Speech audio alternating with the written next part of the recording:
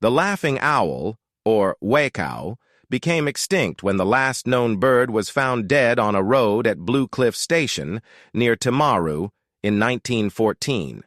They were a medium-sized owl native to New Zealand.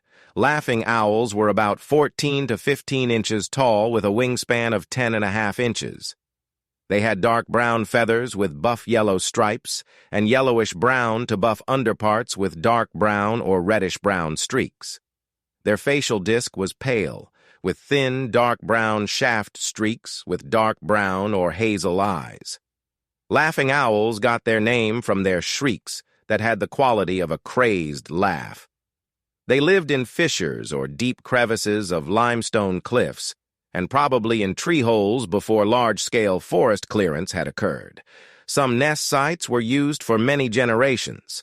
A Takaka cave site is thought to have been continuously inhabited for around 10,000 years.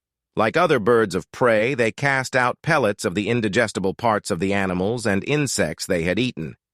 These accumulated about nest and roosting sites and over time formed layers of debris. For sites repetitively used over millennia, these layers can be over a foot thick.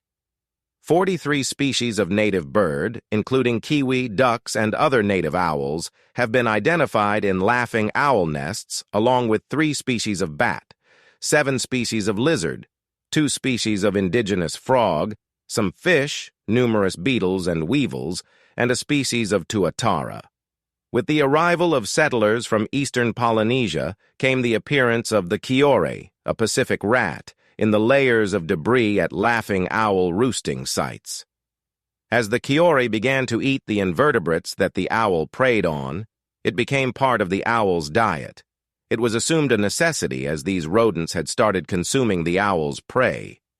The Pacific rats probably also preyed on the eggs and young of the laughing owl as chicks made easy targets for predators. Later, with the arrival of Europeans, the bones of European rats and birds become evident in the layers around owls' roosting sites. The species succumbed to the clearance of its habitat to create farms and to newly introduced predators. Stoats, ferrets, and cats proved especially fatal for the birds. Not only were they the prey of wild mammals, but humans hunted them for museum specimens, curio collections, and zoos.